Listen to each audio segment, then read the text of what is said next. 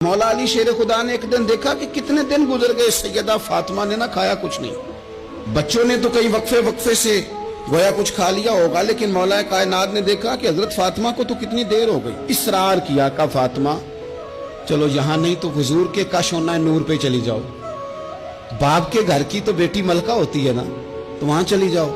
حضرت فاطمہ حضور کے کاشانہ نور پہ آئیں تو بڑے خوبصورت لفظ ہیں۔ بیٹوں کو دیکھ کے بھی بندہ جوان ہوتا ہے، پر بیٹیاں بھی بڑی پیاری ہوتی ہیں۔ حضرت ام ایمن کہتی ہیں میں حضور کے پاس بیٹھی تھی جب حضرت فاطمہ نے دروازے پہ دستک دی، باہر سے دستک دی، اور حدیث کے لفظ کیا ہیں؟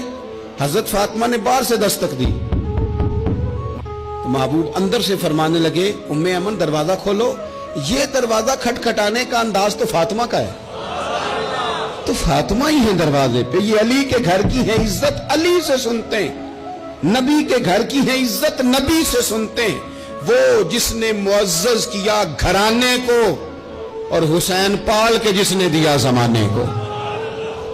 حضرت سیدہ پاک کا انداز ہے دروازہ کھٹکھٹانے کا۔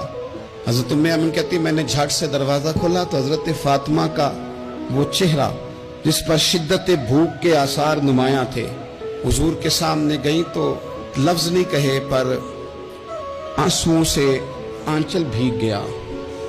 محبوب نے دست شفقت رکھا، فرمایا پتر کیا ہوا؟ عرض کی ابا جی بہت دن بیت گئے، کچھ کھایا نہیں، آج شیر خدا نے کہا ہے کہ حضور کے گھر ہی چلی جاؤ تو وہیں سے کچھ کھا لو، تم یہاں تو مسلسل فاقہ کرتی ہو اور کسی چیز کا سوال نہیں کرتی ہو۔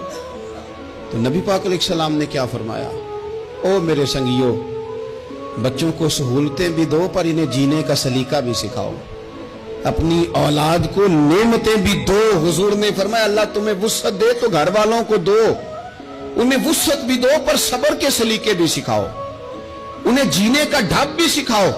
نبی پاک علیہ السلام نے فرمایا فاطمہ بیٹا اگر تم کہو تو یہ 5 بکریاں کھڑی ہیں میں تمہیں بکریاں دے دیتا ہوں، اور اگر تم کہو تو میں تمہیں 5 وظیفے سکھا دیتا ہوں۔ اور سنو نا یار، یہ بھی ایک انداز ہے نا، میں تمہیں 5 وظیفے سکھاتا ہوں۔ تو سیدہ فرمانے لگی سونے بکریاں رہنے دے، وظیفے ہی سکھائیں۔